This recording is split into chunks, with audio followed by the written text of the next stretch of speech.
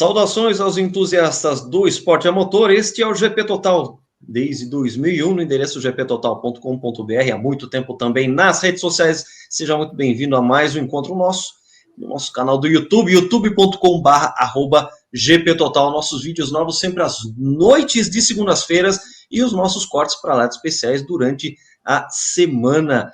O corte dessa semana foi do Roberto Pulpo Moreno, um cara que a gente está tentando trazer aqui para uma nova entrevista do GP Total e que é um cara que tem muita, mas muita história para contar.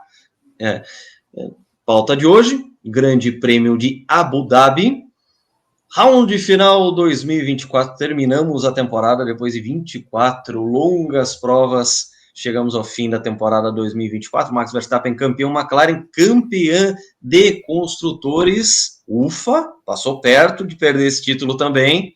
E vitória até folgada para Lando Norris nesse round final. Lando Norris provando que quando ele não está sob pressão, ele funciona muito, muito bem. Vamos falar de tudo o que aconteceu aqui no GP, na companhia do meu querido amigo João Carlos Viana, e vamos falar também sobre o título de Gabriel Bortoleto na Fórmula 2. A gente vai também falar dessa conquista brasileira e a volta brasileira à Fórmula 1, o representante, coisa que não acontece com titularidade desde a época do Felipe Massa. João, meu boa noite a você e suas considerações iniciais sobre esta que foi a última etapa do ano, Fórmula 1 só em março do ano que vem agora. Boa noite, Lucas, boa noite a quem nos assiste, ou bom dia, boa tarde, para quem está nos vendo. E tivemos o 24º e último capítulo da temporada 2024, uma temporada surpreendente, né? Muito melhor do que a encomenda. Quando a gente lembra do início, a gente já pensava, como não é que o Max Verstappen vai ser campeão? Sim, o Max Verstappen foi campeão com antecedência da Fórmula 1, mas uma fórmula muito mais difícil, muito que aconteceu pela Red Bull. Então tivemos 4 equipes brigando por vitórias. É algo muito difícil acontecer na Fórmula 1, principalmente na Fórmula 1 moderna, lá da década de 90 para cá, isso é muito difícil, ter 4 equipes realmente brigando. Não estou falando 4 equipes vencendo, porque tem vitória, tipo uma Jordan vencendo em Interlagos 2003, é coisa totalmente fora do comum. Fortuito, Isso, foi uma coisa ocasional. Agora, 4 equipes realmente brigando por vitória, realmente vencendo, foi muito, muito complicado. 7 pilotos diferentes vencendo com no mínimo 2 vitórias, né? A gente vai falar também do 8º que não venceu, mas vamos. Precisamos. E a McLaren vacilou muito esse ano, né? Mas depois de 26 anos, né? O Mika Hakkinen, quando ele venceu o Grande Prêmio do Japão de 98, ele garantiu também o título da McLaren, estava bem confortável a diferença para a Ferrari naquele momento. Voltamos a ter uma disputa McLaren-Ferrari, que foi 2 equipes brigadas por muitos títulos nos últimos 50 anos, começando lá atrás, no vídeo que a gente fez também em 1964, pela Regazzoni e Emerson Fittipaldi, Ferrari e McLaren. Ficaram um tempo meio que nas sombras de Red Bull, de Mercedes, e esse eles brigaram pelo título. A McLaren, apesar da tradição, fazia muito tempo que não estava nessa situação de brigar por título, e eu acho que isso fez muita diferença, mesmo tendo pessoas com experiência, como foi o caso do André Stella, que por muitos anos foi engenheiro na Ferrari, no auge da Ferrari, campeã, e quando o David Coulthard e Mika Hakkinen venceram, né, o título 98, ninguém imaginava que a McLaren esperar 26 anos para conquistar o seu 9º título, né? Foi mais sofrido do que era esperado, não há dúvida disso. O Grande Prêmio de Miami, se não me engano, foi em maio, então, e só a McLaren tinha o melhor carro da Fórmula 1, tinha o melhor carro, lógico que não venceu todas as corridas, teve vitórias da Ferrari, teve vitórias da Mercedes, mas a McLaren tinha o melhor carro e pisou muito no tomate, errou muito com o Lando Norris, Papaya Rules. Tiveram muitas situações em que a McLaren sofreu, mas finalmente venceu, um título merecido. Lembrando que a McLaren venceu como equipe cliente. É algo que é extremamente raro na Fórmula 1. Eu estava me lembrando, Lucas, eu lembrei da Brown. Inicialmente teve a Brown em 2009, né, que existia a McLaren e Mercedes, né, que a McLaren era a equipe oficial da Mercedes, ele venceu e a Brown tinha motor Mercedes, mas também teve a Red Bull, que em certo momento tinha uma equipe Renault, né? Sim. Só que naquele momento a Red Bull era a equipe, era a principal equipe da Renault, ela era a equipe Renault, que hoje é até a equipe Alpine, mas era uma equipe que estava. Era uma equipe meio estranha, né? Não era exatamente. Era uma equipe bem complicada. Então, assim, se você lembrar, desde o começo dos anos 2010, não havia uma equipe Lietz sendo campeã. É algo muito difícil, muito rápido. Então, a McLaren venceu a equipe Mercedes oficial, que nos faz nos perguntar, né? O que aconteceu com a Mercedes? 8 títulos consecutivos de construtores e agora ficou em 4º lugar no campeonato. 4º lugar, porque foram 4 vitórias, mas muito mal, muito carro muito irregular, muito. A gente já deu explicações, o Lucas já deu, depende da altura, da temperatura de pista. Era que o Totó chama de diva, né? O carro muito temperamental. Exatamente. E que o Hamilton, principalmente, sofreu bastante. Não é que a gente não sabe quais as condições que o Hamilton tinha, de repente a equipe já estava mais focada no Russell, e era legítimo. A Mercedes realmente, talvez, foi muito pensando para o futuro, tem que pensar, focar mais no Russell, né? Mas o Hamilton sofreu demais, uma temporada muito ruim, 7º lugar no campeonato, a pior temporada dele em termos de colocação. Então, mas a gente tem que, assim, falar da McLaren, lembrando que a McLaren, se você voltar 10 anos no tempo, ela tinha deixado de ser a equipe principal da Mercedes, né? A Mercedes tinha sua equipe de fábrica, e então começou uma parceria com a Honda, uma parceria que se mostrou desastrosa, o motor era fraquíssimo, GP2 né, para quem lembra, quebrava loucamente, e quem se lembra daquelas punições de 105 posições na largada, que faltava largar aos 3 quilômetros depois do primeiro colocado. Aí a equipe do desespero virou motor Renault, perdeu todos os patrocinadores, estava se apequenando, estava virando que, todo respeito, hoje é o Williams.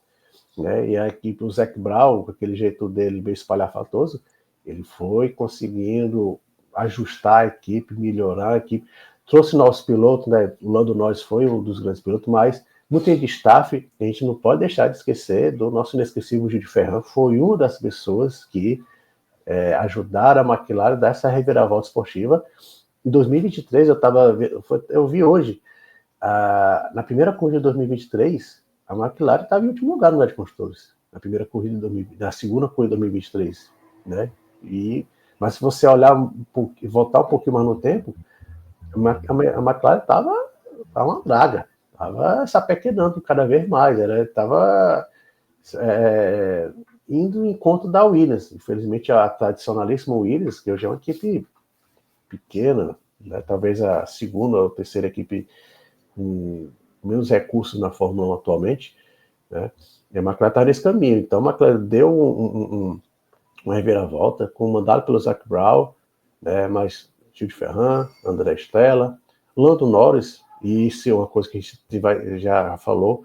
Será que o Lando Norris vai ser o piloto a comandar a equipe, capitanear a equipe, né?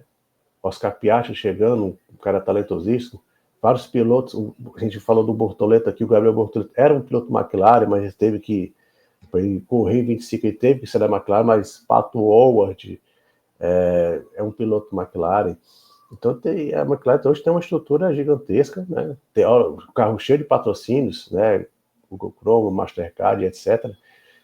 Então a McLaren voltou aos seus bons tempos e vamos ver como vai ser em 2025, né, Lucas? Porque a McLaren agora vai estar em 2025 como a atual campeã do Mundial de Construtores.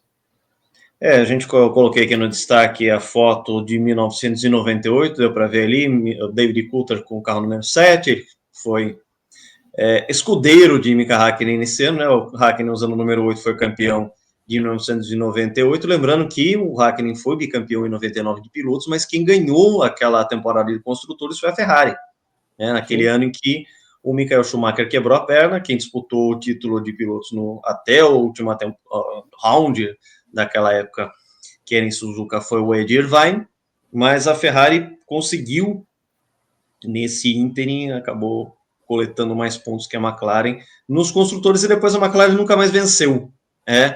Teve o título de pilotos para o Lewis Hamilton em 2008, mas quem foi campeã de construtores foi a Ferrari. Então, nessa 2007 toda... Teve 2007 também teve o escândalo, né? de espionagem, a própria McLaren foi caçada no campeonato. McLaren teria sido campeã em 2007, isso. mas foi caçada de construtores por causa do escândalo de espionagem, o Stepney Gate. Então a McLaren ficou todo esse tempo sem título de construtores, sim. E teve, eu vou falar para você que teve a sorte do carro estar com muito bom desempenho em Abu Dhabi, porque sim, havia um risco matemático da Ferrari ser a campeã de construtores. Por mais que houvesse ali, se eu não me engano, 23 pontos a diferença, qualquer probleminha ali, um pneu furado para o Norris, ele nessa liderança dele que foi bastante folgada. Aliás, o primeiro assunto da pauta é Lando Norris. Você já passou um panorama muito bacana aqui, João, falar sobre o vencedor da corrida. Lando Norris funcionando muito bem, sem pressão. A gente teve a largada, e você vai poder falar bastante, porque a largada foi muito determinante também para o andamento da corrida, e até para o Norris também ter uma barra limpa para poder guiar de maneira um pouco mais tranquila. As suas considerações sobre isso, porque o Lando Norris sem pressão parece funcionar muito bem, e toda a carambola da largada, João. Inclusive, as declarações do Lando Norris depois da corrida, ele falava, eu sou um piloto muito melhor, a vitória tirou aquela pressão, agora eu vou... Ele até falou no rádio, né? 2024 o título é do construtor, mas 2025 o título será meu. Não sei, né? Ninguém sabe, cultura a Deus pertence, mas é bem complicado o Lando falar isso, porque ele vacilou muito, né? Tem até o apelido Vacilando Norris, né? Dando moles, justamente por causa de situações de ele largar na pole e perder a pole, principalmente para o Verstappen. E quando teve um disputa direto com o Verstappen jogou duro e ele recuou.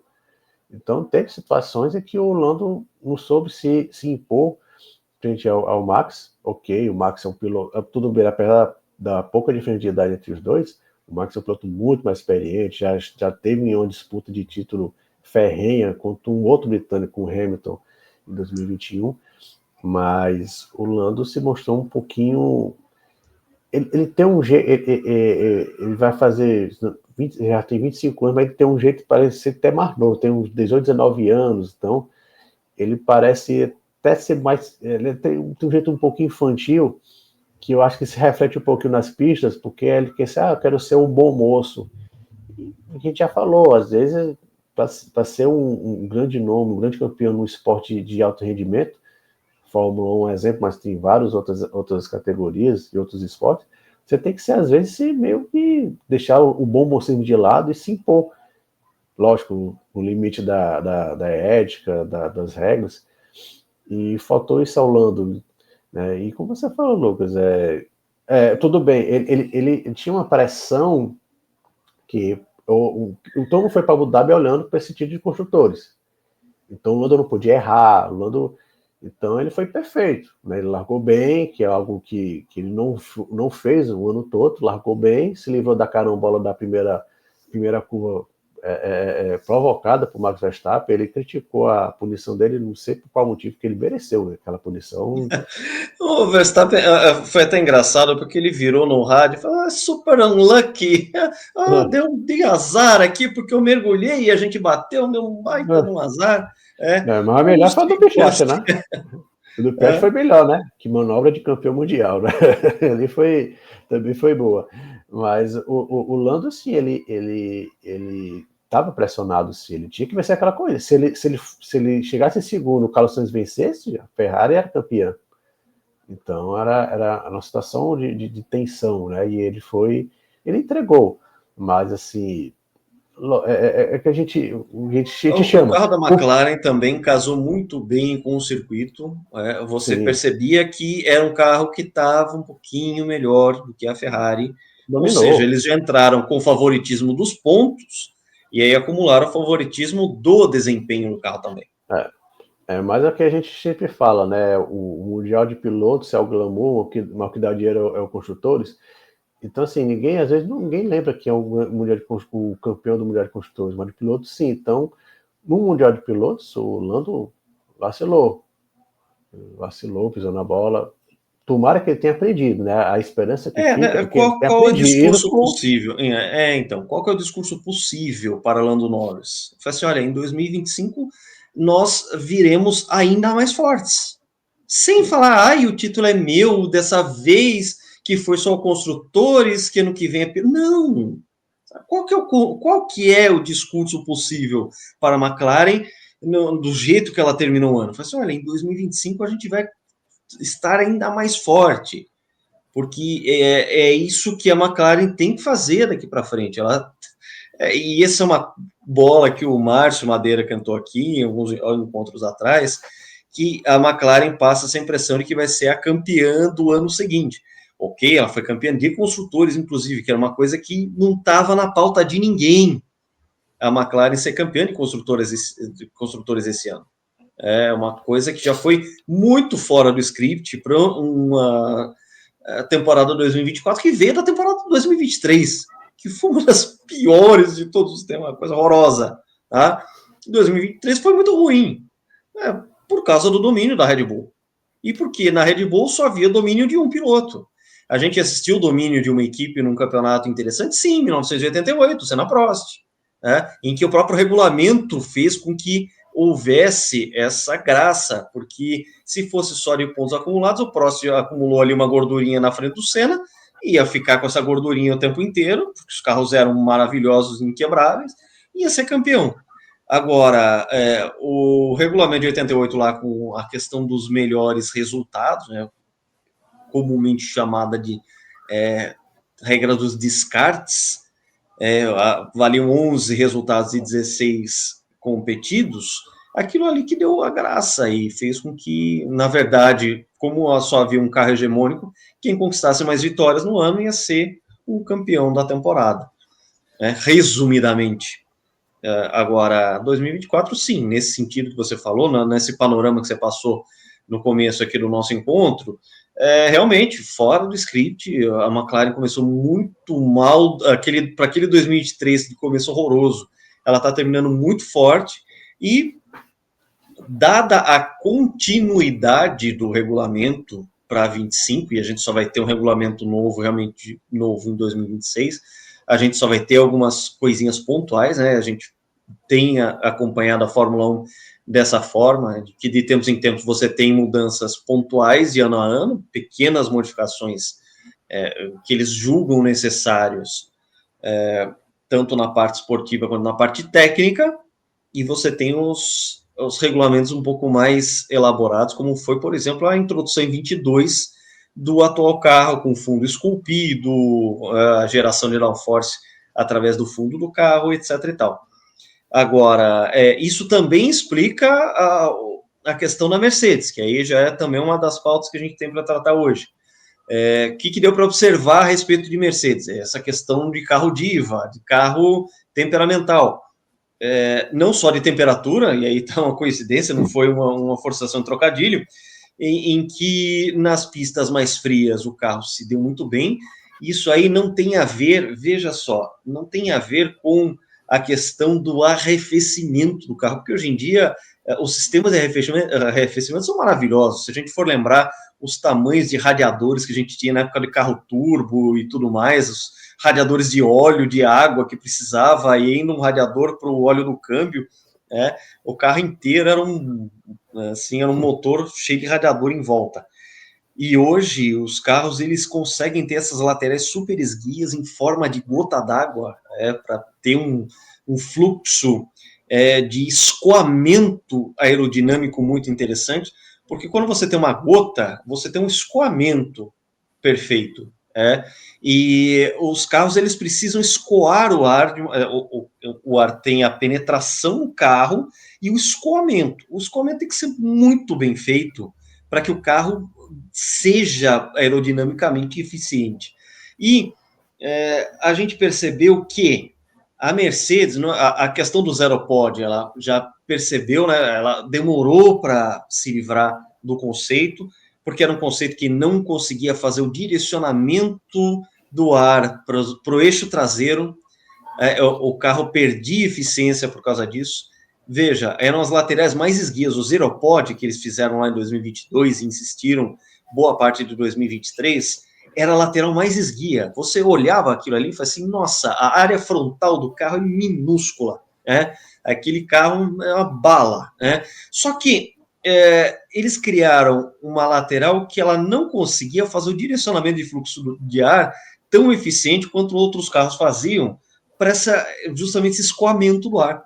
Então você via aquele carro que era muito esguio, muito limpo, mas que não era tão eficientemente aerodinâmico quanto da concorrência, sobretudo, claro, Red Bull e o Druida, nosso Druida favorito, André Newey, enquanto estava lá. E o que a gente percebe? A partir do momento que eles abandonam os aeroportos, já começam a entender o jogo, a questão de como que eles poderiam recuperar esse terreno perdido, mas a Mercedes foi uma das que sempre mais sofreu com a questão do porpoising, a questão da altura do carro junto ao solo. Quando você tem isso, o carro de 2024 foi muito diva nesse sentido.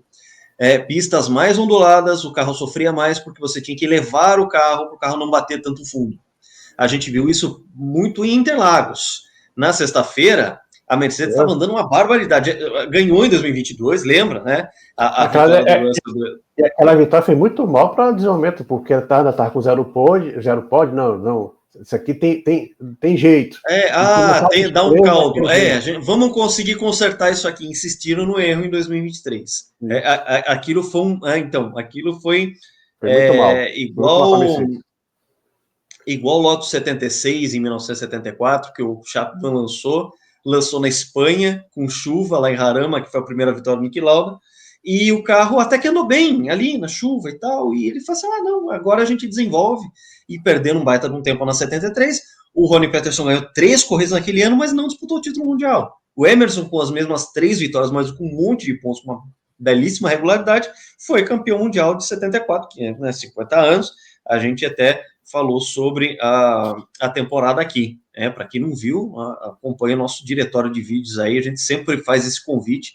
Para quem não curtiu ainda, tá faltando muito pouquinho para a gente conseguir 500 inscritos, para a gente poder continuar aqui o nosso trabalho do canal. Para quem ainda não curtiu a página, não assinou as notificações, a gente está pertinho de 500 para a gente ver se é uma grande conquista esses 500 assinantes, a gente que vai fazendo o nosso trabalho aqui de formiguinha e conquistando audiência semana a semana, a gente fica muito contente de toda vez que a gente olha os números ali, está sempre um pouquinho acima e a gente fica muito satisfeito em saber que a gente está conseguindo mais e mais entusiastas aí do outro lado da telinha.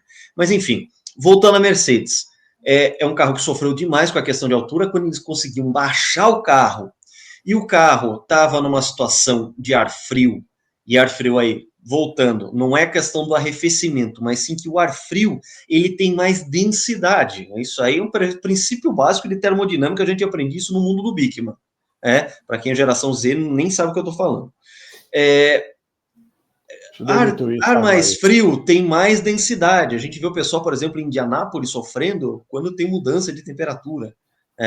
Porque quando você tem esse ar mais denso, claro, você vai ter mais ar batendo no carro e sendo suscetível às asas e às superfícies aerodinâmicas do carro.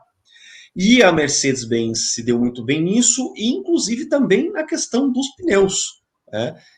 toda vez que você tinha, então, frio, você tinha uma vantagem aerodinâmica para a Mercedes e você tinha uma vantagem também de uso correto dos pneus. Os pneus eles conseguiam fazer render melhor os pneus, que é igual para todo mundo.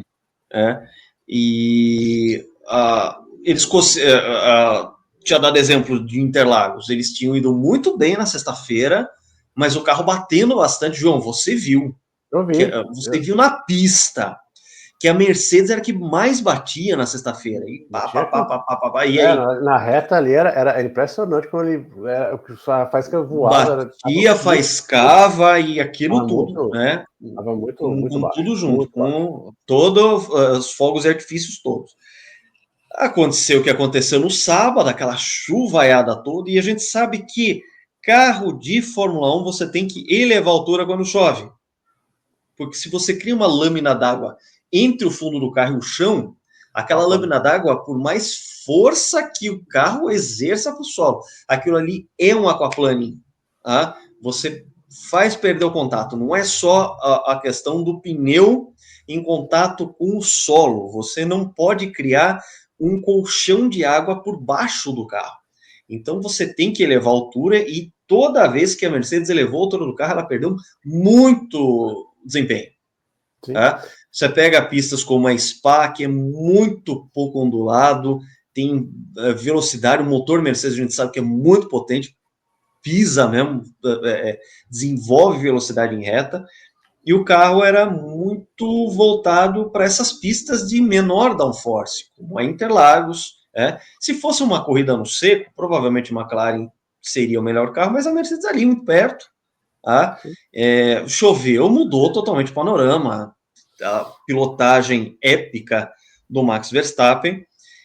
Mas, assim, isso explica bastante o que foi a Mercedes esse ano, mas não explica como é que eles vão resolver esse problema, porque, afinal de contas, eles estão realmente com problemas para você criar um carro consistente, desde que essa regra nova, o atual regulamento dos carros com essa geração de downforce por baixo, entrou em vigor. Primeiro com um sofrimento muito grande do porpoising, a ponto de ter que apelar para que a FIA tomasse um pouco as rédeas da coisa e diminuísse de maneira na canetada o porpoising para as equipes, sendo que a Red Bull já tinha resolvido esse problema.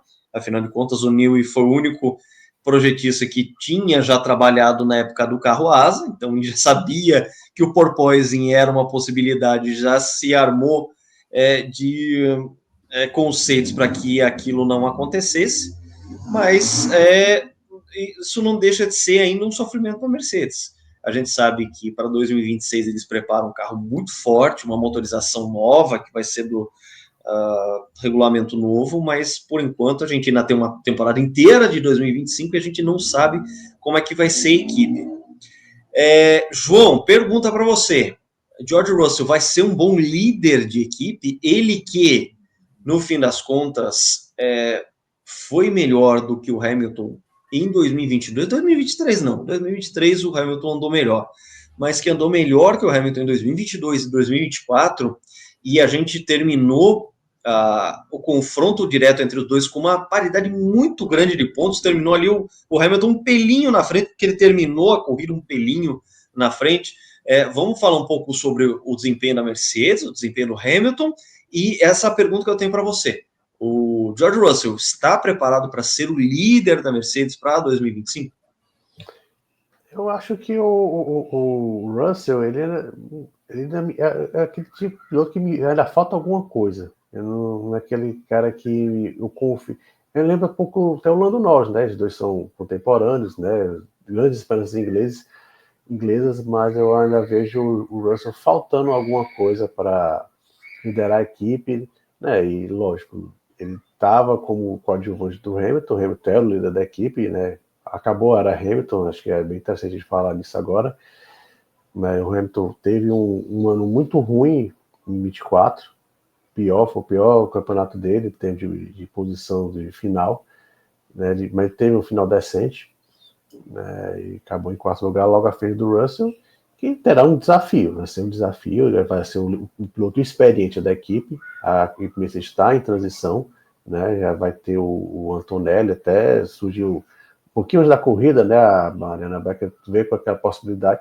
Eu acho até lógico, né? De repente, não, o Sainz vai para a Mercedes, o Antonelli vai para a Williams. É que seria até o lógico, né? Mas o Toto Wolff disse, não, não, negou completamente a possibilidade, né? Foi um não tão convincente que É, não restou a menor dúvida de que aquilo ali era só papinho de era, rádio paddock. era o mais lógico, para mim seria o mais lógico, mas não vai, acho que vai acontecer. Mas o Russell agora ele vai capitanear a equipe e a gente tem que sempre lembrar, né, que há sempre a conversa que o Max Verstappen pode ir para a Mercedes em algum momento, que seria muito interessante, né, o quebra-pau que o Russell e o Verstappen tiveram antes da corrida, via imprensa, né, foi bem interessante. Tem até cenas constrangedoras lá no jantar, né, que um ficou na ponta da mesa, outro na outra ponta, para não ter muito contato, né? O Max Verstappen vai ser papai. Já tem muita gente esperando essa mistura de DNA, né? Piquet com o Verstappen que vai dar, né? Se vai estar um super piloto aí daqui a 20 anos, não sei. O que a gente imagina é o seguinte: se esse moleque não for encapetado, tem alguma coisa errada. Porque o vô. Não, os dois avós, porque o Verstappen, lógico, não era um piloto, era um Não, e vou piloto, falar para você, era muito a gente está agressivo, falando aqui de menino, mas assim, se nasceu uma menina, ela vai ser piloto de Fórmula 1 de algum jeito. Sabe? A avó foi piloto, uma ótima piloto de kart. A avó, se for a avó, né? A mãe do Verstappen dizem que era um excepcional piloto de kart, né? Então, a avó, os dois avós foi piloto de Fórmula 1, foi tricampeão, o outro foi super agressivo, o pai é um fenômeno. Pelo amor de Deus. Pois é. Voltando ao Russell, vai ser uma prova de fogo, porque se se eles desempenhar um papel de líder, não estou falando nem de ser campeão, brigar por, mas o papel de líder da Mercedes, ele pode muito bem ser engolido pelo Verstappen em 26, ou 20, muito se fala que em 26 há uma boa chance da Mercedes contar com o serviço do Max Verstappen, e se o George Russell não performar, não nem da pista, mas como um verdadeiro líder, pode ser que ele sobe, né? Então, vai ser bem interessante, até porque, né, a gente já ouve. 2025 vai ser um ano de transição, ninguém vai investir muito, tem teto orçamentário, ninguém vai investir muito num carro revolucionário, porque em 26 vai ter um carro novo. Então, a tendência é que os carros sigam, mais ou menos, e algumas mudanças pontuais, mas sigam mais ou menos como foi 2024. Né? Então, a gente vai ver como o Russell vai lidar com o carro diva como líder da equipe. Né? É um encontro, mas para mim eu vejo o Russell como aquele cara que ainda falta alguma coisa. Ele é um piloto sólido, mas falta algo mais de termos de ser um cara mais talentoso. Eu acho o Norris um talento natural maior do que o Russell, por exemplo. Apesar de que na Fórmula 2 quem venceu foi o Russell, né? A gente vai falar de Fórmula 2 daqui a pouco. Na disputa entre os dois, quem venceu na Fórmula 2 foi o Russell, ele que derrotou o Lando Norris. O Norris era até mais badalado, e o Russell foi lá e bateu o Lando, né? E os dois subiram para a Fórmula 1 juntos, praticamente. Então, vai ser uma prova de fogo para o Jorge, sim. Vai ser uma prova de fogo muito interessante. E ele vai jogar a cara dele, a futuro da cara dele nesse 25, como ele vai se comportar como líder da equipe. E falar de Lewis Hamilton, que se despede da Mercedes depois de mais de 200, quase 250 corridas, rumo à Ferrari, mas com uma corrida em alta. Eu quero chamar a atenção do seguinte: ele largou com pneus duros e foi para o médio, né, que são os pneus amarelos, e funcionou muito bem. Tá? Ele veio muito rápido, o stint final dele realmente foi uma coisa assim de perder o fôlego. Ele pilotou muito e ficou animado com aquilo ali. E isso nos traz a questão que eu tenho aqui, que é justamente dessa variação de humor que o Lewis Hamilton mostrou durante a temporada. A gente ainda vai falar mais sobre a temporada, vamos ver se a gente consegue fazer aqui no canal, uma retrospectiva e a gente falar de piloto por piloto, como é que foi cada um em seu ano. Chamou atenção essa pilotagem exuberante, né, de despedida na Mercedes do Lewis, ao mesmo tempo que acabei de falar, ele teve essas variações de humor muito da cabeça dele, os desempenhos ruins estavam muito na cabeça do Hamilton, de desanimar, de repente... Sou lento. Sou lento.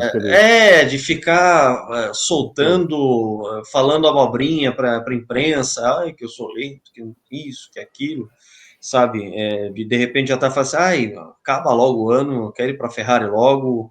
E a gente sabe que não é assim. Eles estão num ambiente ultra profissional que exige aquela tremenda dedicação. Você tem a questão do campeonato de construtores, luta por vitória, porque o carro Mercedes, né? O que a gente falou, quando o carro estava bom, dava para ganhar. E a gente viu isso acontecer em algumas vezes em que esse carro muito temperamental conseguiu tá na pista, né? Conseguiu performar. A sua opinião sobre essa última corrida do Hamilton, essa bela quarta colocação, e depois disso a gente já vai falar sobre a Ferrari, que é a futura casa aí do heptacampeão inglês. Mas também tem aqui, vou usar uma palavra que você gosta muito de usar, Lucas, que é o efeito borboleta, né? Ele só fez essa baita corrida porque largou na antepenúltima fila, né? Ele também vacilou na classificação. Foi mais um erro da Mercedes, que soltou ele muito tarde, né? Ele teve problema, teve um cone no meio do caminho, né? Que o Magnussen deixou para ele, e acabou atrapalhando o Lewis, que largou lá atrás.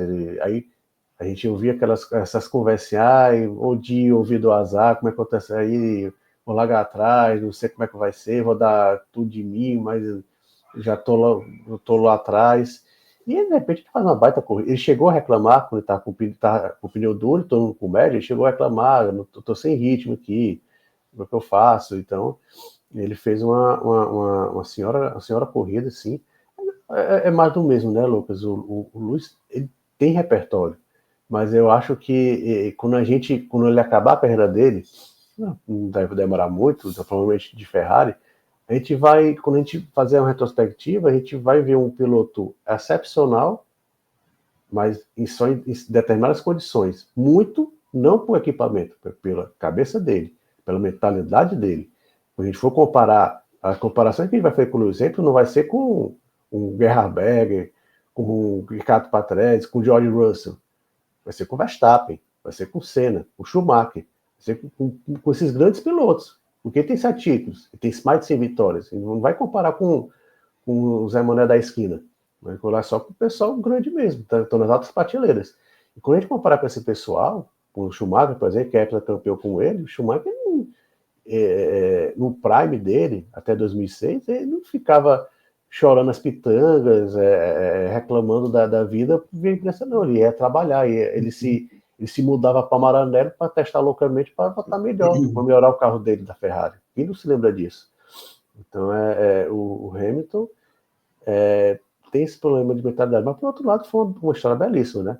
E lembrando que quando ele foi para a Mercedes, em 2013, ninguém acreditou muito, que ele está fazendo uma besteira, né? A Mercedes estava assim, todo mundo via potencial, eu lembro que tinha muitos engenheiros de outras grandes equipes que estavam na Mercedes, e tinha o Niki Lauda, que foi quem levou o Lewis Hamilton para lá, que tinha até uma homenagem do Niki Lauda no capacete do Hamilton, uma estrela vermelha, em homenagem ao Niki.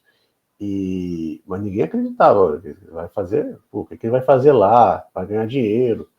Mas acabou sendo uma belíssima história, né? 6 títulos mundiais, não sei, com acho mais de 80 vitórias. Então o Lewis escreveu um belíssimo capítulo, né? Como ele falou, foi por os livros de história. Mas quando a gente foi analisar essa história mais a fundo, quando o Hamilton se aposentar, a gente vai lembrar também dessas situações de mentalidade do Hamilton que incomoda muito a gente quando a gente vai comparar ele com outros muitos campeões. Veja, uma coisa que pouca gente reparou. As celebrações de despedida do Hamilton na Mercedes foram muito, muito contidas.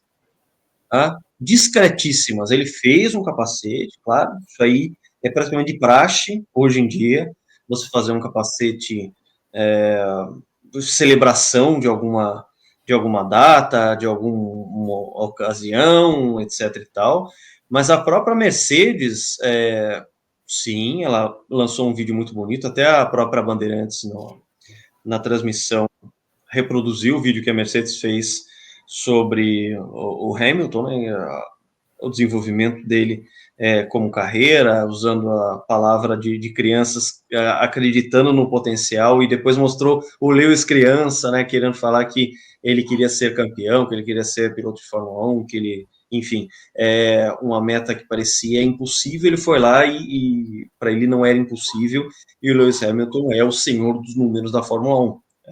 Ele tem sim essas questões que a gente levantou, mas é o cara que ganhou 7 títulos mundiais na Fórmula 1, só ele e Schumacher fizeram isso. Ele foi o cara que mais conquistou vitórias, mais conquistou pole positions, então é um cara que tem todo um cartel a favor dele e cara que se aproveitou ao máximo dessa hegemonia que a Mercedes desenvolveu a partir da era híbrida em 2014.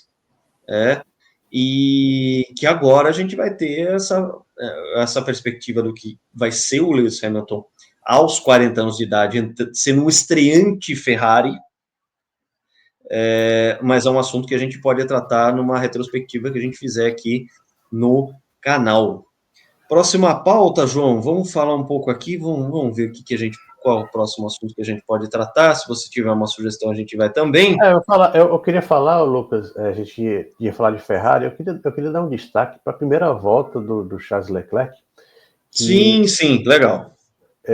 Assim, pessoal, não vou comparar, tá bom, pessoal? Muita calma nessa hora, não foi nenhuma comparação, mas eu colocaria essa primeira volta do Charles Leclerc, assim, entre o top 10 dos últimos anos, viu? Essa primeira volta dele, que ele pulou de 18º para o 19º, foi 18º, agora não vou lembrar. Para o 8º foi no seco, né? Porque a gente sempre lembra aquelas primeiras voltas, Senna, Barrichello, também teve Alonso e Schumacher na Hungria 2006, que foi essas 4 primeiras voltas foram na chuva, né?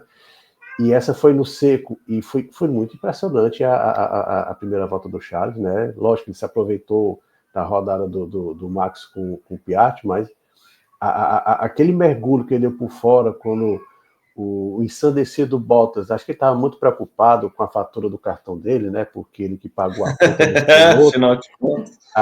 Acho que ele pagou, ele estava meio preocupado, meu Deus, como é que eu vou pagar então, para quem não sabe, vamos contextualizar a turma aqui. A gente teve o jantar de pilotos lá em Abu Dhabi, uma confraternização só entre eles. Faltou algumas pessoas ali, mas a maioria foi. E quem pagou a conta foi o Valtteri Bottas. Dizem que a conta do restaurante ficou em aproximadamente $5.300. A gente, com o câmbio que está agora, dólar real do jeito que está agora, a gente chora só de pensar nesse tipo de valor. Mas a gente fica... Eu acho que o Bottas estava meio impressionado. Acho que, lembrou, rapaz, se eu estivesse no Brasil, quanto é que seria, meu Deus do céu? Ele começou a bater na gente, mas ele fez muita presepada do Bottas, que pode ser sua última corrida na Fórmula 1, né? Ele negou, mas pode ser, muito provavelmente vai ser a última corrida dele do Bottas, né? Mas voltando ao Leclerc, aquele mergulho que ele deu por fora, que ele acho que ganhou 5 posições, foi belíssimo a ultrapassagem, foi uma. E o Leclerc. Depois disso, ele se aproximou do Russell. O Russell estava em 4º, ele não conseguiu passar o Gasly, mas quando ele teve pista livre, o Leclerc chegou a ficar um segundo atrás dele. Então o Leclerc fez uma belíssima corrida, né? Ele até se lamentou muito por a Ferrari ter perdido o Mundial de Construtores. O Carlos Sainz foi uma corrida solitária em segundo, mas mas muito sólida, não deixou o Lando Norris correr tão folgado. Ele estava...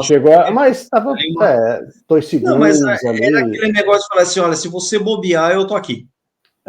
Mas eu queria destacar aqui a cara de velório do Carlos Sainz, né? Ele até chorou, porque ele sabe, né, que 2025 não vai mais, não vai mais brincar pro pódio, é brigar, fui ao Q3, marquei um oitavo, cheguei oitavo. Vai ser a briga do Carlos Sainz a partir de 25, né? Lógico, essa história lá que surgiu, que de repente ele ia para Mercedes, que eu tô falando de mim, eu acho muito mais lógico, né? Botar o Antonelli, que nem fez uma temporada de Fórmula 2, a gente vai falar de Fórmula 2 daqui a pouco, nem uma temporada de Fórmula 2 tão interessante assim, para chamar atenção, e para o Williams, para até ganhar o cancha, algo que o próprio Russell fez. Mas o Sainz estava com aquela cara de choro também, porque ele sabe, agora acabou, né? Acabou a farra, né? Acabou o carro bom, acabou o carro competitivo. Mas a Ferrari, agora sim, se serve de estar falando aqui do Hamilton, a mentalidade dele, se serve de consolo ao Hamilton, que a Ferrari vai começar 2025 teoricamente muito forte, né? Começou muito, terminou o ano em alta, né? Foram 2 pódios, né? Um duplo pódio em Abu Dhabi, o Charles Leclerc fez uma baita corrida, né, e vai vir muito forte no próximo ano, 25. Vamos até colocar os números aqui, João, aproveitando que a gente voltou a falar sobre os construtores. McLaren fechou o ano com 666 pontos, 666, e sabe o que significa 666? Nada, uma coincidência. Ferrari 652, portanto muito próxima. Só realmente, por exemplo, um fim de semana ruim da Ferrari e já foi suficiente para que eles não fossem campeões de construtores. Red Bull em terceiro lugar, 589 pontos, muito em parte por causa do segundo piloto deles, a gente já vai falar sobre isso. O que eu quero chamar a atenção é que realmente o Max Verstappen fecha o ano sendo campeão com o terceiro melhor carro de construtores. O único que tinha feito isso antes dele foi o sogrão Nelson Piquet em 1983. Tá? Quem fez mais do que isso foi o Keke Rosberg lá em 82, mas uma temporada que foi muito atípica. Foi a temporada em que a gente teve 11 vencedores em 16 provas, o falecimento do Gilles Villeneuve, o acidente que encerrou a carreira do Didier Pironi, muitas quebras de uma favorita Renault, que insistia em todas aquelas peças francesas que quebravam, a Brabham desenvolvendo o motor BMW Turbo, então tudo aquilo combinou de uma forma que o Keke Rosberg foi campeão em 1982 com uma vitória só, e basicamente porque foi o cara que mais pontuou nas corridas, o cara que mais terminou provas nos pontos, tá? Nem com tanta qualidade de ponto assim, mas uma pontuação que realmente foi acima do Pironi, por exemplo, que ficou a 5 pontos de ser campeão, mesmo tendo perdido várias corridas, né, porque o acidente dele foi na Alemanha, foi praticamente na virada da primeira para a segunda metade. Então, 82 não conta, mas assim, 83... Piquet venceu com a Brabham terminou em terceiro lugar, atrás de Renault, que foi do vice-campeão Alain Prost, e da Ferrari, que foi campeã de construtores, com o Patrick Tambay e o René Arnoux naquela temporada. Então, foi uma coisa que essa história de ganhar com o terceiro melhor carro de construtores continua sendo um assunto de uma família só, no fim das contas. O Netinho vai chegar, filho do Verstappen, que tem como campeões com o terceiro melhor carro. Não, talvez aquela história, né, Luke? Talvez nem seja o terceiro melhor carro, né? É que a gente já pode falar aqui um pouquinho. Vamos falar do segundo piloto da Red Bull, então. O nosso querido Checo Pérez, que ele novamente foi mal na classificação, largou em 10º, né? E o efeito borboleta. É o que acontece. E outra coisa, ele só foi pro Q3 porque o Leclerc teve a volta deletada no Q2. Senão ele ia ficar no Q2 de novo. Não bem, tá nem no Q2, tá aí ficando no Q1. Aí foi pro Q2 e só foi ao Q3 porque o Leclerc teve a volta deletada. Os famigerados track limits.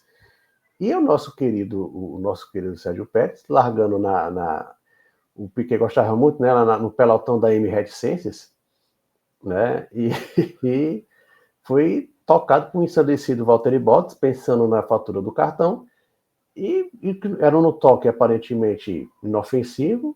O Checo parou o carro, trouxe até o único safety car da corrida, o safety car virtual, mas foi o único safety car da corrida, e fechou o campeonato de forma Estou completamente melancólica, né? E a gente vai falar de alguns comentários que haviam antes da corrida, né? Isso aí é especulação, né? Não é nenhuma informação que se dizia que... Vamos colocar esse asterisco bem grande, porque a gente aqui no GP Total, a gente trabalha com fatos, tá? Que é diferente de especulação. Exatamente. Que é a especulação... Dentro de uma especulação, fala-se, ventila-se a possibilidade de que o Sérgio Pérez já estaria fora da Red Bull e que ele teria duas opções, ou ele pedir as contas e fingir que a Red Bull é boazinha para dar uma festinha de fim de ano para ele, uma festinha de despedida, ou então fazer com que a Red Bull nem pudesse bancar a boazinha e demitisse sumariamente, dentro, claro, das cláusulas contratuais. A gente sabe que hoje em dia o contrato de Fórmula 1 é cheio de cláusula, entre elas, claro, existem cláusulas de performance do piloto para a equipe e da equipe para o piloto. E a gente sabe que essa liga, isso é uma coisa que eu falei na semana passada, essa liga entre Pérez e Red Bull não existe mais. E não existe, e não adianta insistir nisso, porque o resultado vai ser o mesmo. Não foi por falta de esforço da própria Red Bull em assessorar o Pérez a conseguir extrair resultados do carro, e nem do próprio Pérez de tentar se adaptar à pilotagem. Mas é uma coisa que simplesmente não se materializou. E o Pérez acaba sendo injustificável uma renovação de contrato com ele. Isso aí, inclusive, poderia ser uma coisa que ele poderia ter visto já em 2023, como uma forma de falar assim, olha, se continuar dando errado aqui, eu preciso ter algum plano B, eu preciso ter algum lugar para ir, alguma coisa para fazer, caso eu queira continuar na Fórmula 1. Agora ele fica numa situação que é muito extrema, em que realmente fica muito flagrante que ele não consegue performar com esse carro, de forma que, dessa vez, ele não tem saída. Ele fica sem saída. Porque se ele sai da Red Bull, e isso é muito possível que aconteça, a plausibilidade está lá nas alturas, ele não tem mais para onde ir, ele vai ter realmente que se aposentar, não vai ter um extra time para conseguir estender a sua carreira, que teve, sim, muito bons momentos na Fórmula 1, mas que há muito tempo não tem. O que é lamentável nisso tudo, Lucas, é justamente isso, né? Ele pode ter feito sua última corrida na Fórmula 1 totalmente pela porta dos fundos. Isso é o grande problema, né? Ele não merecia sair da Fórmula 1 dessa forma, né? Porque eu estou falando, a especulação que se falava que se ele quiser sair, a Red Bull ia dar uma festa de despedida. O Checo Pérez fez muito pela equipe, foi o único que fez dobradinha com o Mundial de Piloto, está se aposentando, ele é um grande piloto, a gente gosta dele, tchau Pérez e hasta la vista baby. Não, ele resolveu bancar, não, tem um contrato, vai ficar com... Mas está na cara, está insustentável, mas vamos aguardar. Eu acho que o grande X da questão é quem vai entrar no lugar do Pérez? Tsunoda? O Lawson? Né, de repente, sei lá, o Colapinto, eu acho que o Colapinto esquece, pela a forma dramática como se despediu na voz de apresentação, vocês realizaram o meu sonho, acho que aquilo ali meio que... Eu acho que também acabou um pouquinho o encanto com o Colapinto, muitos acidentes, então acho que aquilo ali meio que balançou um pouquinho para o lado do nosso querido Franco. Mas eu acho que o grande da questão da Red Bull é quem que vai estar no lugar do Checo Pérez. Isso acho que isso que foi o motivo de não ter sido acho que não ter sido demitido antes até, né? Porque o próprio Christian Horner já falou, a gente renovou o contrato com o Pérez por 2 anos, ainda no verão, e claramente foi um erro. Quer dizer, o próprio Christian Horner já admitiu que errou, né? Então, realmente, infelizmente, o Sérgio Pérez está numa sinuca de bico daquelas. Na verdade, já não tem mais saída. A saída é a saída. E essa saída só não... Então, e essa saída só não aconteceu ainda porque, primeiro, que eles não conseguiram achar um piloto dentro do universo Red Bull que pudesse subir para a equipe principal, e eles ainda têm muitas reticências a respeito do Tsunoda. Eles já não, há muito tempo já não contam com o Gasly, que fez, no fim das contas, apesar da Alpine ter sido horrorosa esse ano, fez uma temporada muito decente, digna de elogio. Sim. E veja, outros pilotos do universo Red Bull, entre eles o Daniel Ricciardo, nem se fala, é uma grande decepção, porque ele teve essa segunda chance na Racing Bulls e simplesmente não performou. É um cara que ganhou corridas pela Red Bull de maneira muito bacana. Você pegar as vitórias que o Daniel Ricciardo teve pela Red Bull, são todas corridas que mostram um cara combativo, aguerrido, veloz, focado, ousado, porque ele tinha também uma técnica de ultrapassagem, ele dava os seus mergulhos, ele conseguia controlar muito bem a frenagem do carro. Isso tudo se perdeu. Simplesmente se perdeu. Em algum ponto ali na McLaren, ele começou a ficar para trás, e o Zac Brown já falou assim, não, você não corre mais, eu posso até pagar teu salário, mas você não corre, e foi o que aconteceu, e ele ainda, pela amizade do Christian Horner, que ele conseguiu uma segunda chance, ele poderia, de repente, recuperar, né? Imagine o Daniel Ricciardo dos seus melhores dias, de recuperar essa forma e de voltar a ser titular da Red Bull do lado do Max, como ele já foi um dia, né? A única coisa que aconteceu é o seguinte, fala assim, olha, cara, Daniel, não é o mesmo Max, esse Max que tá aí tá uns 4, 5 degraus acima do que era a época que você estava aqui. Se acostume com essa realidade, é só isso. Mas faça o seu, vai lá, pontua, classifica sempre o carro na Q3, né? Não fica na Q1 não, né? Faz com que o carro chegue, faz assim, olha, o Max está lá em primeiros, você pega um beliscão, o quarto lugar já vai estar maravilhoso, vai estar tudo muito bem, coisas que o Checo Pérez não conseguiu fazer esse ano. A gente viu Lucas, coisa, né? Só uma observação, a gente foi até pela transmissão. O Max Verstappen, ele bateu na primeira curva, foi punido 10 segundos, chegou em sexto lugar. Esses 8 pontos é o mesmo número de pontos que o Sérgio Pérez marcou nas últimas 9 corridas. O Max Verstappen é errático. Ele marca menos de pontos. Uma corrida absolutamente comprometida, desde os primeiros metros, ainda consegue pontuar. É disso que a gente está falando. É impressionante. Não, e que mostra também, por outro lado, e aí a gente vira a situação de como a gente tem que valorizar a pilotagem do Max Verstappen. Por mais que ele tenha mostrado alguns pontos baixos muito escancarados este ano, ele é um cara que, em termos de pilotagem, sobrou esse ano. Pareceu, de certa forma, aquela temporada de 95 em que o Schumacher sobrou.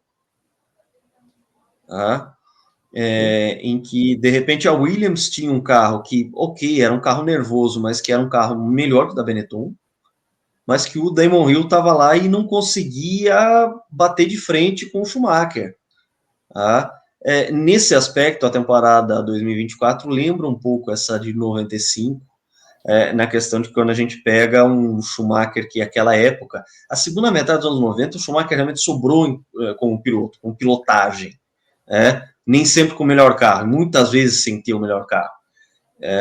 Ao mesmo tempo em que a gente tinha uma concorrência que não conseguia reunir,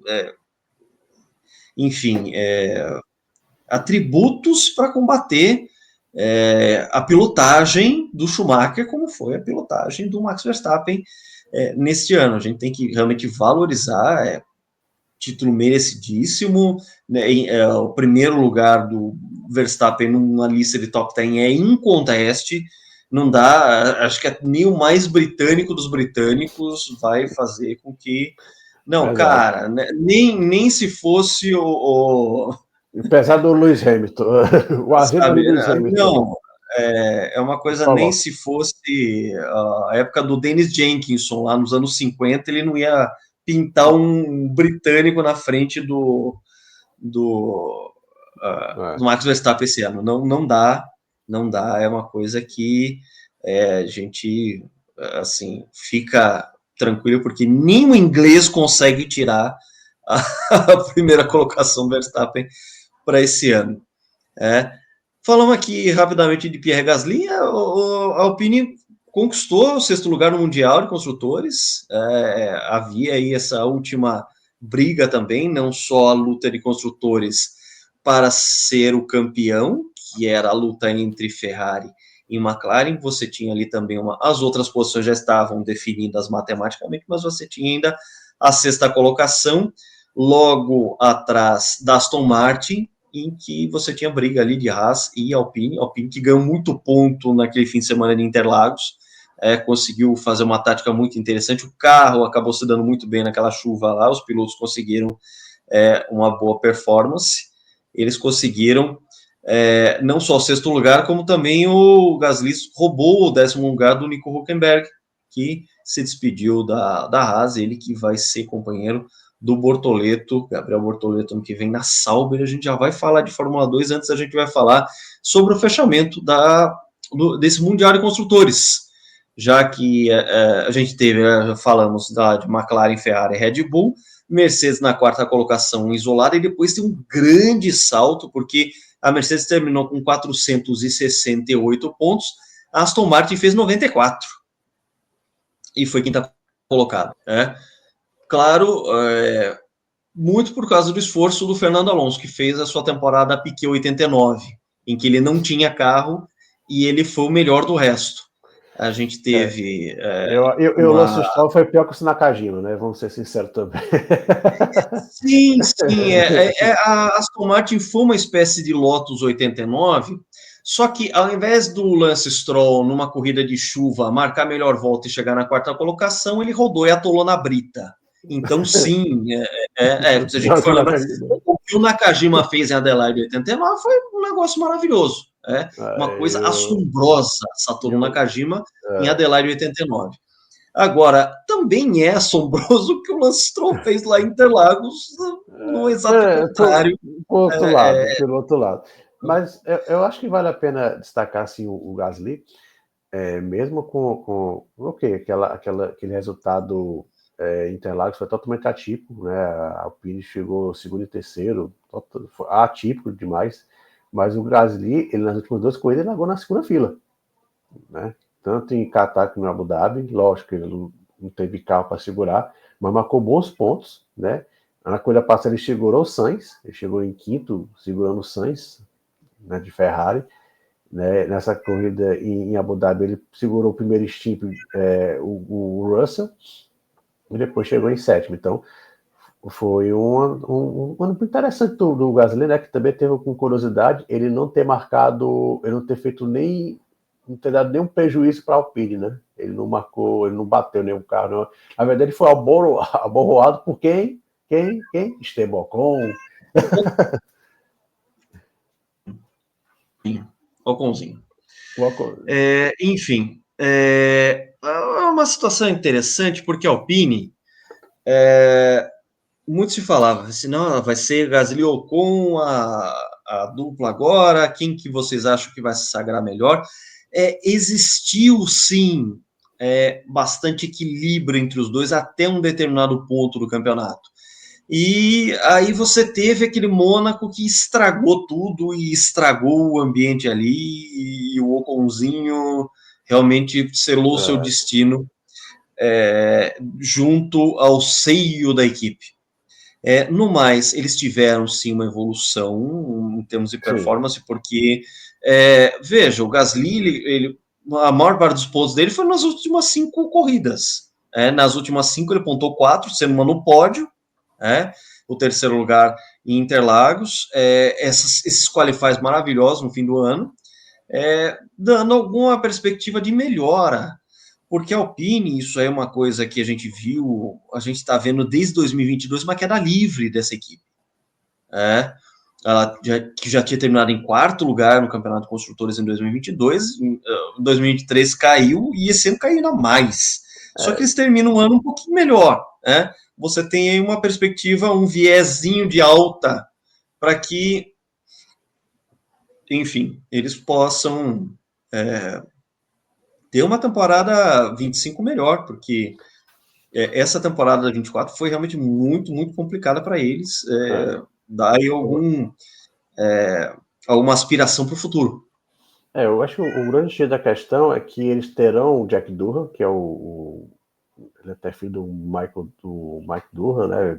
Pilotaço da MotoGP na década de 90, mas ele estreou nesse final de semana e foi uma corrida muito apática. Isso aí pelo que se fala, né? Naqueles contratos briatorianos, né? Ele só tem 5 corridas para mostrar se vai ficar até o final do ano, né? Então vai ser bem. E o Durham não mostrou muito serviço em Abu Dhabi, pode ser preocupante para 2025. Mas a Alpine, sim, ela começou com a pior equipe do ano, em 24, era a pior equipe. Mal ia o P2 e agora. Então, eu estou com o chat aberto aqui, João. Eles passaram. Primeiro que eles passaram as 5 primeiras corridas sem pontuar. Na sexta, 1 pontinho de um 10º lugar. E aí, as pontuações que vieram era tudo 10º lugar, 9º lugar, 10º lugar, 9º lugar. Eles passaram a ter isso durante a temporada inteira. Nenhum resultado foi melhor que um. Eles foram colecionando 9º e 10º lugares até chegar ao pódio de Interlagos. E depois disso, você tem um 5º e um 7º lugar do Gasly, que é muito promissor.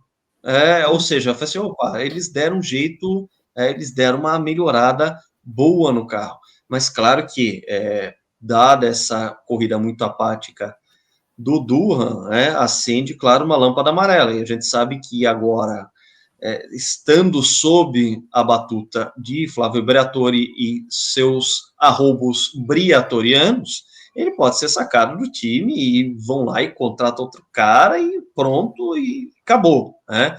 O Briatore é muito disso, a gente já tem um histórico do cara na Fórmula 1. Mas a Alpine acaba terminando na 6ª colocação, 7ª colocação para a Haas. No fim das contas, terminou 65 para a Alpine e 58 para a equipe americana. A Visa, Cash App, Honda, Red Bull, Racing Bull, ex-AlphaTauri, ex-Toro Rosso, esse nome todo. Ex-Minardi. Ex-Minardi, enfim.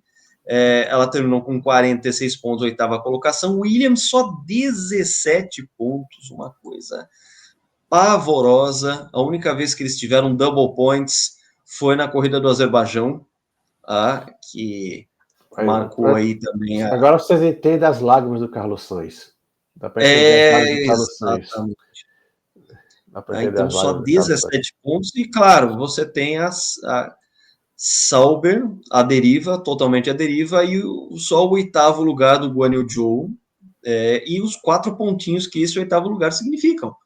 Acabou. Tá? O Bottas, nosso querido pagador de restaurante, lá, o generoso do restaurante, melhor resultado que ele teve foi um 11º lugar, justamente no Grande Prêmio do Catar, que foi o GP em que o companheiro de equipe dele chinês chegou na 8ª colocação.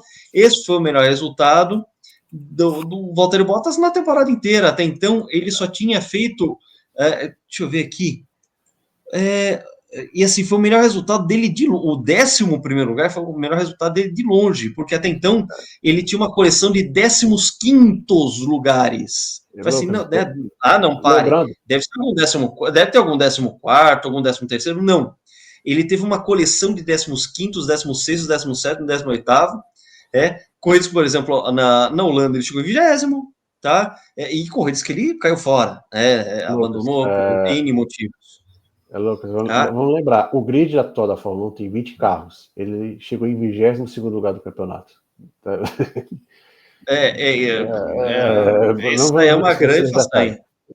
Vamos lembrar, ele esteve em todas as corridas, não é porque ele estava fora, ele teve todas as corridas, só largou 20 carros, ele terminou em 20º lugar do campeonato. Ele esteve nas 24 corridas. O Botinhas mostrar o traseiro, pode mostrar traseiro, pagar a fatura do cartão, aí fica desse jeito, bate no Magnussen, bate no coitado do Checo Pérez, quase meio chutando cachorro morto, mas assim é Botinhas, né? Mas isso só explica, né? Agora acho que a gente vai falar agora da Fórmula 2, só explica porque ele foi chutado da equipe para dar entrada ao Gabriel Bortoleto. E veja, eles já tinham, no Bottas, eles já tinham um piloto experiente, eles já tinham um piloto com um baita no cartel. Se você for pegar o cartel do Valtteri Bottas, ele é muito bom, bom. Tá? Um monte de vitória, um monte de pódio, um monte de pole position. 2 vice-campeonatos. 2 vice-campeonatos. 2 vice-campeonatos. Então, você tem realmente uma situação de que eles já tinham, né, o grupo Sauber ali, Audi Sauber, eles já tinham no Bottas um cara que seria um bom cara para capitanear esse projeto para o futuro, lançar esse projeto ao futuro. Eles foram buscar o Hülkenberg. Tá? E não é porque o Hülkenberg é alemão, a Audi é alemã, não, porque o Hülkenberg é um cara que é super experiente e ainda está entregando resultado. O Bottas não entrega mais resultados. É simples assim.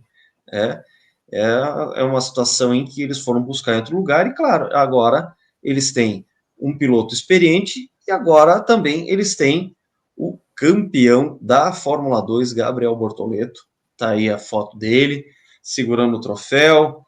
Ele que está pronto para ser mais um representante brasileiro na Fórmula 1, vai ter uma temporada aí de aprendizado para 2025, mas um brasileiro volta a ser titular da Fórmula 1. Vamos comentar um pouquinho desse desfecho da Fórmula 2 em Abu Dhabi, já falamos de Fórmula 1, vamos falar de Fórmula 2, porque ele e o Isaac Hadjar, que é do programa de pilotos da Red Bull, chegaram a Abu Dhabi separados por apenas meio ponto a favor do brasileiro. Parecia até aquela decisão de 1984, só meio ponto separava os dois pilotos.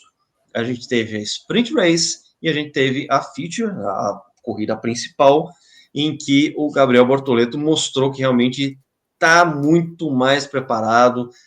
O título de Fórmula 2 fica realmente com o piloto que melhor mostrou performance.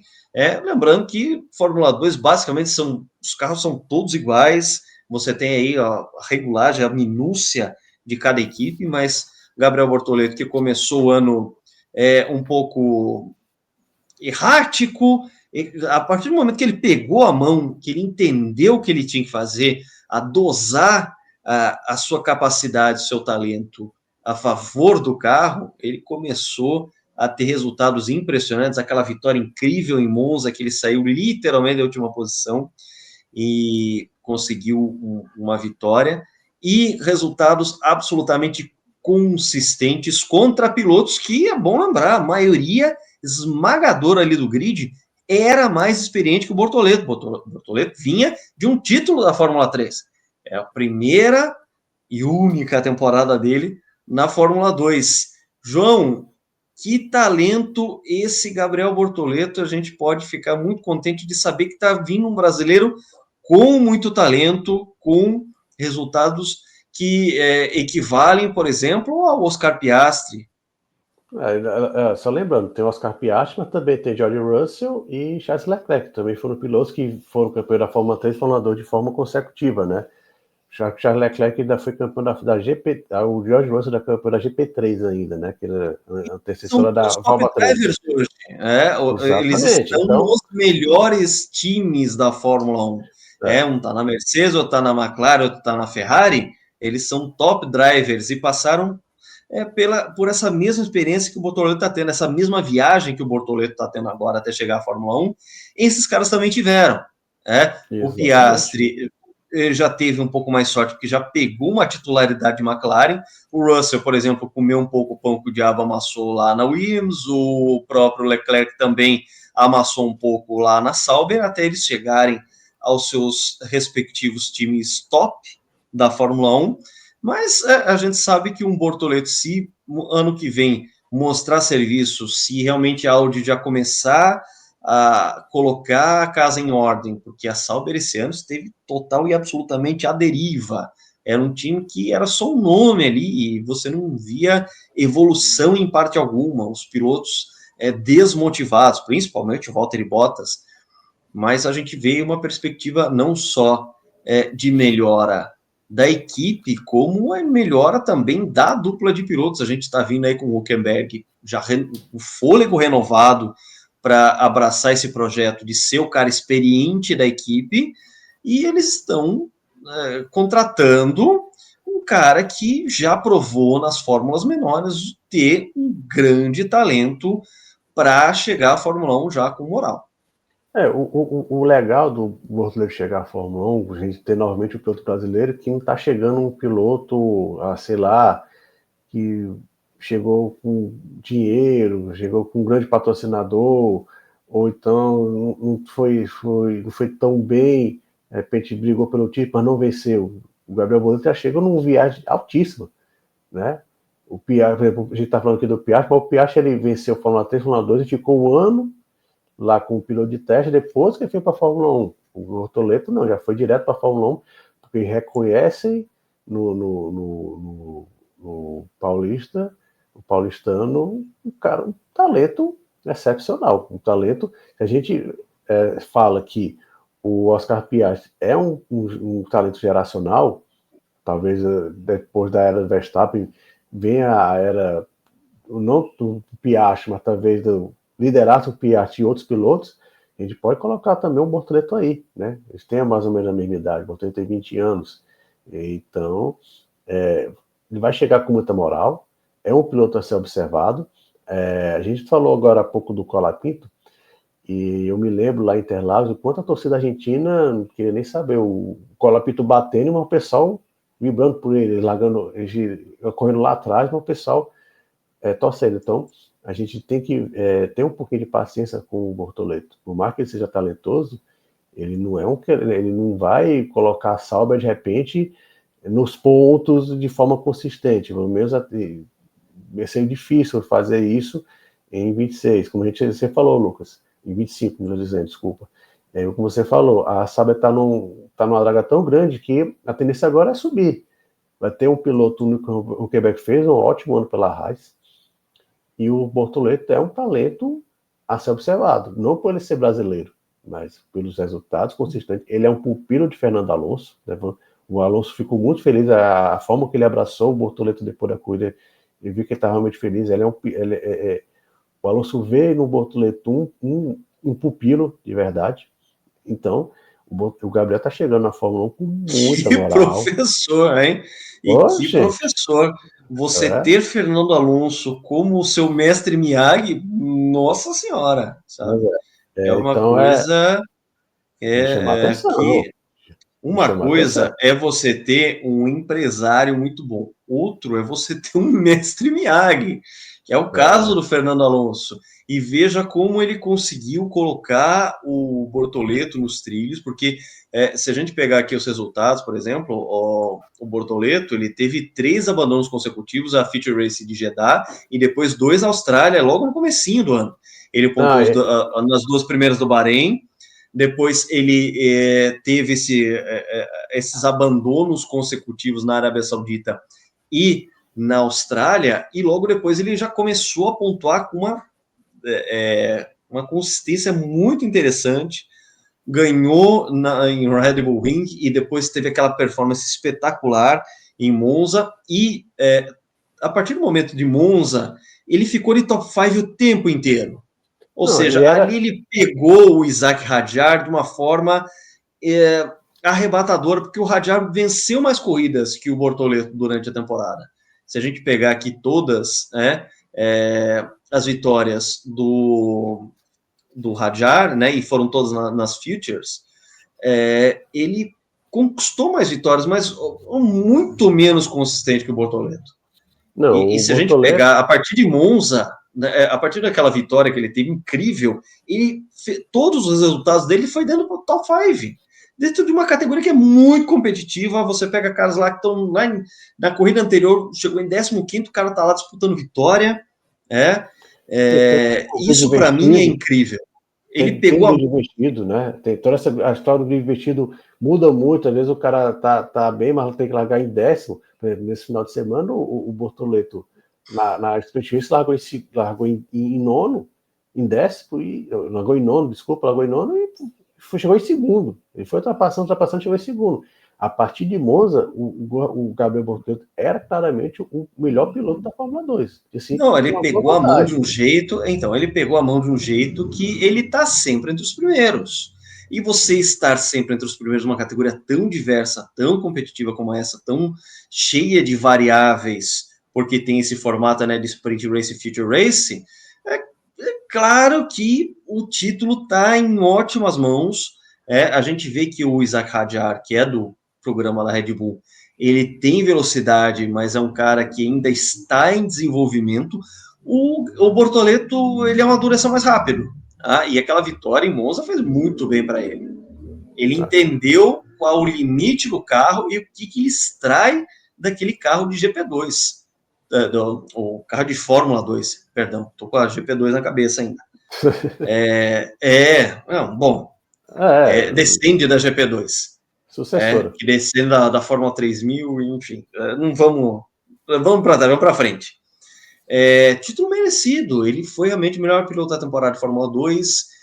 Nessa última arrancada, ele foi realmente arrebatador, a ponto de realmente colocar uma pressão insuportável no Hadjar, a ponto do Hadjar falhar na largada da Future Race, a corrida do domingo, que decidia realmente o título, porque foram os dois que ficaram para matematicamente para disputar o título, foram a decisão nos Emirados Árabes com apenas essa diferença de meio ponto, ou seja, tudo poderia acontecer, e o Bortoleto foi lá e performou de uma forma impecável, fez o dele. Eu acredito, inclusive, que o título, ainda o Paul Warren tinha chances matemáticas, mas ele até admitiu que era muito difícil tirar 26 pontos, mas eu acredito que o título veio muito pelo resultado da sprint, né? Era meio ponto, e com essa história do grid investido, o Hadjar estava largando na frente do Bortoleto, e o Bortoleto conseguiu chegar à frente do Hadjar. Aquilo ali fez toda a diferença. Abriu 4 pontos ali foi, ali abriu 4,5 pontos, aí largando na frente, ele na frente do race, ele largou na frente do Hadjar, e o Hadjar teve problemas. Esse carro de Fórmula 2, os pilotos falam muito que tem muitos problemas de embreagem, então o próprio Bortoleto teve um problema de embreagem, se não me engano, na Austrália ele ficou parado no grid, e o Hadjar, foi a vez do Hadjar, então o Bortoleto com a vantagem de ponto apenas administrou a corrida e foi totalmente merecido, o melhor piloto. E vamos observar, mas sim, a torcida brasileira tem que ter calma, né? Ele não vai ser um cara que, por mais que seja talentoso, que está todo mundo de olho nele, ele não vai chegar. Lógico, de repente ele pode começar a marcar pontos, fazer mais do que o carro, mas a tendência é que ele sofra um pouquinho. Ele vai ter um Nico Hülkenberg, um companheiro de equipe duro, né? O Nico Hülkenberg fez um ótimo ano pela Haas, né? Esse 2024 foi muito bom do Nico Hülkenberg, né? Ele sai um pouquinho daquela história que a Haas só tinha um carro bom em classificação, na corrida derretia, não. Ele marcou muitos pontos no domingo, mas o Bortoleto tem todas as chances de ser um piloto que se estabeleça na Fórmula 1 por muito tempo. Isso vai ser muito bom para o Brasil, para o brasileiro, que venham novos pilotos, né? E comparando com o Drogovic, né, que foi campeão da Fórmula 2022, ele foi como estreante, né? O Drogovic não estava na 4ª temporada, isso aí não pega muito bem para um piloto, né? Então acho que também essa foi a grande diferença do Bortoleto para o Drogovic, né? O Drogovic ainda está tentando, acho que já passou um pouquinho o bonde para ele, infelizmente. Então, o que eu temo a respeito do Drugo é que tenha passado o timing para ele poder ter uma chance na Fórmula 1. Porque, afinal de contas, porque chegam novos talentos. Você está ali na boca e, de repente, você não consegue ter esse encaixe, a gente fica com esse temor. Mas, de qualquer forma, ainda é um piloto que pode ser opção para as equipes. A gente, claro, fica na torcida porque, sim, ele já provou que também tem talento, velocidade, consistência, sabe trabalhar com equipe, é um cara muito profissional, muito dedicado, muito focado, mas a chance do Bortoleto chegou de uma vez. Foi lá, foi abriu porta e chegou na Sauber. Isso é muito legal para a gente que não tem um piloto brasileiro. A gente sabe, isso é histórico quando a gente fala não só de Brasil, a gente fala de outros países também. A Polônia só começou a se interessar por Fórmula 1 porque teve um Robert Kubica. A própria Espanha teve a Alonsomania ali no 2003, começou a Alonsomania. Até então, eles estavam muito mais voltados a MotoGP, Alex Crivier, enfim. O próprio Carlos Sainz Pai, o Mundial de Rally, com o El Matador Carlos Sainz, estamos falando do Sainz Pai, esse tipo de... sim, fora, claro, Barcelona, Real Madrid, sport, né, futebol e tudo mais. É uma época que você não tinha... e isso aí vai despertando interesse de outras nações, assim como um tal de Emerson Fittipaldi chegou lá e começou a pilotar para a então melhor equipe da Fórmula 1 chamada Lotus, e em 2 anos lá como titular venceu um campeonato mundial, e o Brasil se apaixonou perdidamente pela Fórmula 1 através da torcida por piloto brasileiro. A gente sabe que foi assim. E a gente ainda teve repito, né, aquele alinhamento astral espetacular, maravilhoso, em que a gente teve aquele alinhamento astral de 3 grandes astros, Emerson Fittipaldi, Nelson Piquet, Ayrton Senna, vencendo 8 títulos em 20 anos. Isso é uma coisa fenomenal, e fez com que culturalmente o Brasil torcesse para a Fórmula 1 através de seus pilotos. E a gente achasse que era só chegar mais um brasileiro lá e que ia ser um futuro campeão, até a gente ter aquele choque de realidade que a gente teve pilotos talentosíssimos, como foram, por exemplo, o Rubens Barrichello e o Felipe Massa, que não tinham essa possibilidade, não tinham esse alinhamento astral para serem campeões. Eles passaram perto. Eu ainda acho, por exemplo, né, se pegar a biografia do Rubens Barrichello e do Felipe Massa, eu ainda acho o Rubens Barrichello um pouquinho acima do Massa, apesar do Massa ter ficado mais perto de ganhar um título. Mas desde o Felipe Massa e da sua aposentadoria, a gente não tem um brasileiro lá. Fora outros grandes brasileiros, grandes talentos que o Brasil teve também, José Carlos Patti, entre tantos outros que, né, eu estou falando o Patti porque ele também foi vencedor de Grand Prix, e eu não quero cometer uma injustiça de repente falar que alguns outros brasileiros e não não falar de todos. Vamos, assim, nos atendo aos vencedores de grandes prêmios. A gente teve muito talento, talentos transbordantes, e a gente só espera que o Bortoleto volte a despertar esse sentimento de torcida por brasileiro, de um brasileiro que agora já está acostumado também a ver uma Fórmula 1 não torcendo só por brasileiro, vendo a Fórmula 1 sob um outro prisma, com o reconhecimento de um talento de um Fernando Alonso, de um Lewis Hamilton, de um Charles Leclerc, que as menininhas adoram, o bonitinho do grid, o Lando Norris, que é um cara assim super talentoso, ele só precisa encontrar o papel dele, ele precisa saber o papel dele hoje na Fórmula 1, que não é mais de mocinho que está lá para se divertir, como nas corridas de kart, é tudo bacana, é tudo divertido, ele é bonzinho. Não, ele tem que mudar um pouco esse approach, mudar um pouco a cabeça para que ele continue a usar o talento dele a favor dele.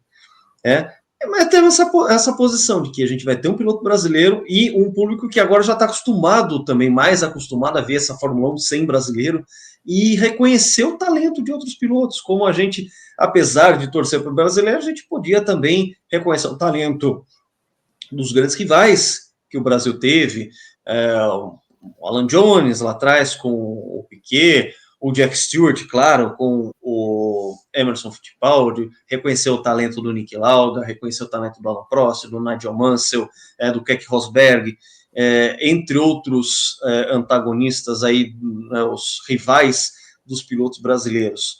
A gente tem essa situação hoje para a gente poder pensar o 2025 da Fórmula 1 e da Fórmula 1 para nós brasileiros com essa presença brasileira. É isso aí. Vamos ter paciência, pessoal. Vamos ter paciência. A gente não também dá para... a gente também não pode.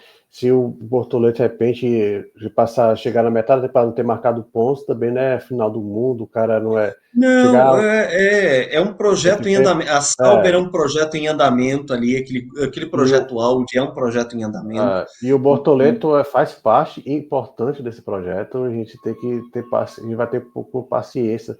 Talvez ele não mostre todo o seu talento de cara, mas a gente tem que ter paciência. Estamos sim, ser legal acompanhar um brasileiro em uma posição boa de um cara de futuro, cara reconhecidamente talentoso, mas a gente tem que ter calma, a gente tem que saber torcer também por ele. A gente não pode, como você falou, Lucas, você falou muito bem. Isso é interessante. Teve o Massa, teve o Barrichello, principalmente o Barrichello, né, que foi motivo de chacota, de forma injusta. A gente tem que ter um pouquinho de paciência com o Bortoleto. De repente, se ele não performar como a gente espera que ele performe, ainda queria aquele começo, mas com o tempo ele é um projeto em desenvolvimento, e a Audi é um projeto de desenvolvimento, e o Bortoleto tem um papel muito importante nesse projeto. Aqui, ó, agora eu vou falar com o pessoal aqui do GP Total, que às vezes vocês podem ouvir algum miado de gato no meio da transmissão, é porque de vez em quando aparecem esses caras aqui que não sabem que a gente está fazendo live, que a gente está gravando, e que acabam pedindo coisa e pede carinho, e pede ração, e pede patezinho. Esse que vocês acabaram de ver é o Thomas, que passou 24 horas fora de casa aqui, quase matou o dono aqui do coração, dormi mal e tudo mais. Agora eu vou ter uma belíssima noite de sono, porque ele voltou. Eu nem estou me importando dele miar aqui, atrapalhar a nossa live, porque ele voltou para casa. A gente fica contente aqui com a presença do gato Thomas. Só para a gente encerrar aqui essa questão do Bortoleto, se a gente pegar o retrospecto dele, se pegar a tabela de pontos da Fórmula 2, a gente vai perceber que ele não começou muito bem. Por quê? Porque ele está pegando a mão. Ele ainda estava explorando os limites do carro, ele estava ainda vendo como é que ele ia se comportar junto aos rivais, né? Porque isso até nos remete o filme Dias de Trovão. Chega lá o personagem do Tom Cruise, vai lá fazer um teste, arrebenta no teste, vai lá fazer uma volta maravilhosa. Aí chega o cara que é dono do carro, o piloto dono do carro, e fala assim, vamos ver como é que você sai junto da turma, né? Ou seja, num tráfego. E aí você tem um choque de realidade. Então, muito provavelmente, o Bortoleto não comece arrasador na Fórmula 1. Tá? Ele vai pegar a mão. E quando ele pega a mão, ele já provou que quando ele pega a mão realmente, quando ele se sente confortável com o carro, quando ele consegue saber quais são os limites, explorar o carro, a performance do carro, ele faz o que ele fez nesse último terço de Fórmula 2, em que ele foi maravilhoso e carimbou a faixa de campeão da categoria. Então, é justamente essa a questão da paciência. Se a gente olha o retrospecto da temporada dele de Fórmula 2, a gente vê que ele não começou tão bem. Ele começou ali algumas posições algumas corridas que ele não terminou, outras que ele terminou fora dos pontos, ou então longe de coletar pontos importantes, para um cara que foi lá e foi crescendo. A questão da curva de aprendizado é muito importante para os pilotos, porque eles vão evoluindo, eles saem de um carro, vão para um outro completamente desconhecido, eles têm que saber qual é o limite desse carro, limite de aderência, limite de frenagem, limite de uso do carro, para que você não desgaste demais o carro. Tudo isso vem de uma curva de aprendizado que não é do dia para a noite, e que faz com que a gente tenha que realmente ter a paciência. Se a gente tiver essa paciência, realmente a gente vai poder ter, e eu acredito nisso, não porque ele é brasileiro, mas porque é um cara muito talentoso, a gente pode ter muita alegria vendo o Bortoleto nas pistas. É isso aí. Vamos ter paciência, pessoal, mas vai dar certo.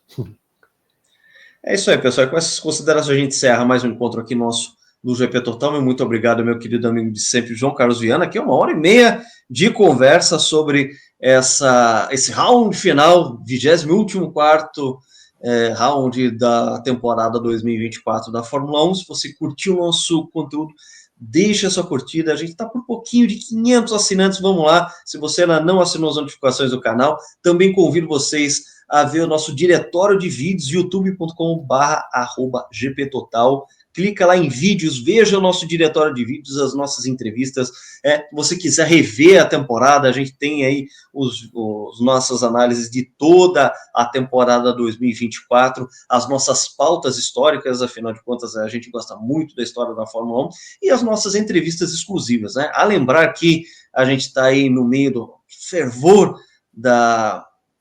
do seriado Senna na Netflix, e a gente fez uma entrevista muito legal com o biógrafo do Ayrton Senna, o Ernesto Rodrigues, ele que escreveu o livro Ayrton Senna, Herói Revelado, que a orelha do livro é escrita pelo nosso chefe Eduardo Corrêa, está lá ele como editor do GP Total, está lá a nova edição do livro Ayrton Senna, Herói Revelado, está lá as palavras de Eduardo Corrêa, e ele identificado como o nosso chefe aqui, o editor-chefe do GP Total. Para quem não viu essa entrevista, a gente também vai colocar neste encontro nosso aí a descrição também, o link para que você possa conferir essa entrevista. Ele contou muita coisa legal de bastidores dos Globo Repórter que ele fazia sobre Fórmula 1 e sobre as entrevistas que ele fez com o Senna para esse material. E, claro, vai falar muito sobre o livro, como ele conseguiu fazer o livro, que até hoje é o mais completo sobre a vida particular do Ayrton, né? Aquele Ayrton